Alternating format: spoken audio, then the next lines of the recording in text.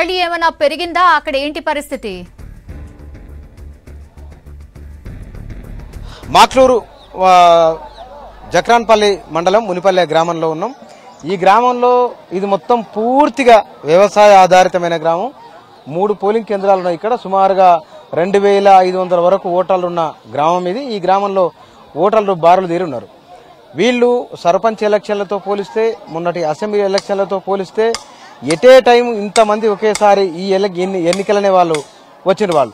పొద్దున 8 గంటలకు పోలింగ్ ప్రారంభం కావాలి. అయితే ఒక పోలింగ్ బూత్ లో పోలింగ్ ఆలస్యంగా ప్రారంభమైన కారణంగా బహుశా ఇక్కడ ఒక పోలింగ్ బూత్ లో ఎక్కువ మంది నిలబడి ఉన్నారు. 8:50కి అట్లా ప్రారంభమైంది.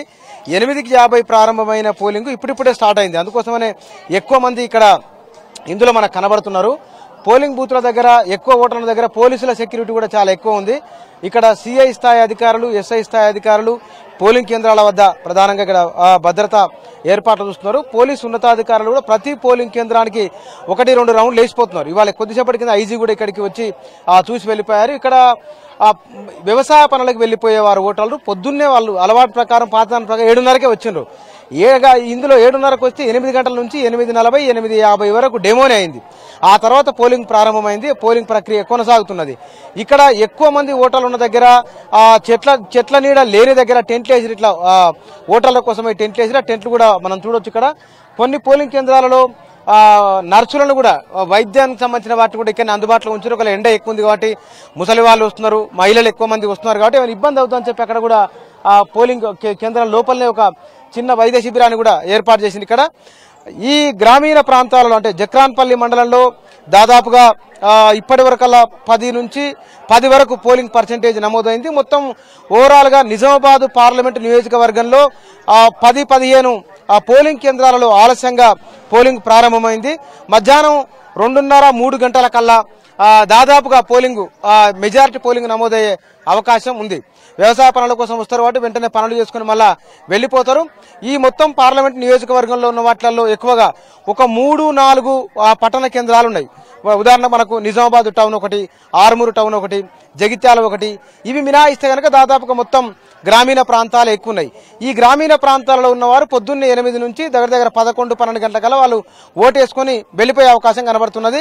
మధ్యాహ్నం 3 తర్వాత నుంచి పోలింగ్ కొంత తగ్గవచ్చు. అయితే అనుకున్నట్లుగా 5 నుంచి 6 గంటల దాదాపు 6 గంటల వరకు అన్నారు కాబట్టి ఆలస్యంగా ప్రారంభమైన కేంద్రాలను మినహాయిస్తే కనుక మిగతా వాటిలలో అనుకున్న సమయానికి పోలింగ్ పూర్తి కావచ్చని అంచనా అధికారులు వేస్తున్నారు.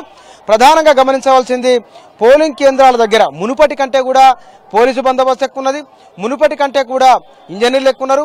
మునుపటి కంటే కూడా పోలింగ్ సిబ్బంది, నిర్వహణ సిబ్బంది కూడా ఈసారి ఎక్కువ ఉన్నారు.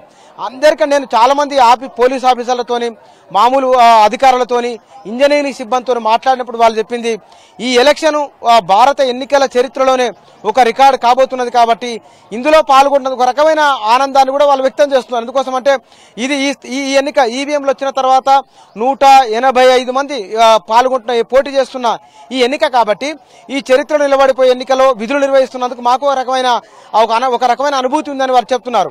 ఓటేసిన వాళ్ళు కూడా దాదాపుగా అదే అంటున్నారు. ఒక పెద్దమ్మ ఇక్కడ ఓటేసి వచ్చింది. పెద్దమ్మతో మాట్లాడదాం. పెద్దమ్మ ఏం పేరు? సాయమ్మ. సాయమ్మ కనబడిందా లోపల? మంచిగానే కనబడినా? బొమ్మలు కనబడినాయా నీకు? మంచి గట్టిగా కనబడినాయా నీకు? కనబడదు. ఇబ్బంది ఏం లేదు? మంచిగా ఇబ్బంది ఏం లేదు? మంచిగా ఇక్కడ వచ్చినావు. దాంట్లో కిక్ వన్ సపోర్ట్ వచ్చిందా? కిటుకుమన్నది అంత మంచిగా కిటుకుమన్నదా? దాంట్లో బొమ్మగానే వచ్చింది. మరి అది పోయింది. పోయిందా? అనుమానం ఏం లేదు. బానే ఉంది. ముందు అంటే మొదలు అనుకున్నది పొద్దున పోలింగ్ ప్రారంభమైనప్పుడు అది ఎల్లాకారంలో ఉన్నది. లోపలికి పోయిన తర్వాత ఒకసారి చూసేవరకల్లా వాళ్ళు ఎండలో నుంచి లోపలికి పోయేవరకల్లా కనబడలేదు. అదే ఓట్లేసి బయటకు వచ్చిన వాళ్ళు లోపలికి ఎట్లా పోవాలి, ఎట్లా చూసుకోవాలని ఆ విషయాలను చెప్పినట్టుంది బహుశా. అందుకోసమనే అక్కడ లైన్లో నిలబడిన వాళ్ళు కూడా దాదాపు వాళ్ళకి ఇన్ఫర్మేషన్ తెలుసుకున్నారు. వాళ్ళు ఎట్లా వెళ్ళిపోవాలి, ఎట్లా ఓటేయాలి, ఎట్లా రావాలి. 12 వరుసగా ఉంటాయి కాబట్టి ఆ 12 వరుసగా ఉన్నప్పుడు మనం కన్ఫ్యూజ్ కాకుండా ఉండాలంటే ఏం చేయాలి ఇవన్నీ అనుకున్నారు. అందుకోసమనే ఒక 70 సంవత్సరాలు దాటిన ముసలమ్మ కూడా ఏం ఇబ్బంది లేకుండా ఓటేయొచ్చునని చెప్పింది. ఈ వరుసలో ఇక్కడ ఈ మునిపల్లె గ్రామంలో వీళ్ళందరూ కూడా వ్యవసాయ సంబంధమైన వ్యవసాయ పనులు చేసుకునే వాళ్ళు, కూలీలు, రైతులు, రైతు కూలీలు వీళ్ళంతా ఉన్న అతిపెద్ద జక్రాన్పల్లి మండలంలోనే ఎక్కువ మంది ఓటర్ల గ్రామాల్లో ఇది ఒకటి. ఇక్కడ ఈ పోలింగ్ కేంద్రం ఇప్పుడు మనం చూస్తున్న పోలింగ్ కేంద్రంలోనే 8 గంటలకు ప్రారంభం కావాల్సింది దగ్గర 40-50 నిమిషాలు ఆలస్యంగా ప్రారంభమైంది. అందుకోసం ఇక్కడ ఎక్కువ మంది నిలబడిన అవతల మగవాళ్ళు ఇతర పైన ఆడవాళ్ళు ఉన్నారు. ప్రతి పోలింగ్ కేంద్రంలో ఇట్లా 2 వరుసలుగా నిలబడి ఉన్నారు. ఈ గ్రామంలో మధ్యాహ్నం 2:30-3 గంటల వరకల్లా బహుశా ఇట్లాగే ఉండవచ్చు. ఆ తర్వాత కొంత తగ్గొచ్చు అని చెప్తున్నారు. 2 పోలింగ్ బూత్ల దగ్గర అక్కడ దాని దగ్గర ఒక టెంట్ ఏర్పాటు చేసిన అక్కడ ఇలా పోలింగ్ బూత్ లోపలికి వెళ్ళిపోవాలి కాబట్టి అక్కడ ఒక టెంట్ ఏర్పాటు చేసినది. ఇక్కడ పోలింగ్ సిబ్బంది తర్వాత ఇంజనీర్లు వాళ్ళందరూ కూడా ఇక్కడనే ఉన్నారు. ప్రతి పోలింగ్ బూత్ దగ్గర 15 నుంచి 20 మంది వరకు పోలీసులను మినహాయించి అంతమంది పనిచేస్తున్నారు. ఓటర్లకు ఎవరైనా గుర్తుబాటు రాకపోయినా సరే, స్లిప్ లేకపోయినా సరే, సర్పంచ్ ఎలక్షన్లలో ఓటు వేసి ఉంటే కనుక ఈ పార్లమెంట్ ఎన్నికల్లో వాళ్ళకి ఓటు లేకపోతే కనుక వాళ్ళని తీసుకొచ్చి వాళ్ళ ఆ జాబితా ప్రకారం ఏమైనా మిస్ అయి ఉంటే కనుక జాబితా ప్రకారం తీసుకొచ్చి వాళ్ళను ఓటేయిస్తున్నారు. దానికోసం వీఆర్ఓ విఏఓలు ఆ సిబ్బంది ఇక్కడ గ్రామ స్థాయిలలో నేను తిరిగి వచ్చిన అన్ని గ్రామాలలో కూడా రెవెన్యూ సిబ్బంది అక్కడ ఉండి పనిచేస్తున్నారు.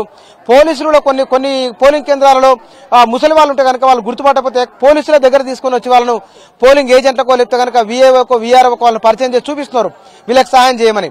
అంటే వీలైనంత వరకు ఎక్కువ పోలింగ్ నమోదు కావడానికే సిబ్బంది కానీ పోలీసులు కానీ వీళ్ళందరూ కూడా ప్రయత్నం చేస్తూ ఉన్నారు. ఇది జక్రాన్పల్లి మండలం మునిపల్లె గ్రామంలో పోలింగ్ కేంద్రం వద్ద ఉన్న పరిస్థితి. సౌమ్య.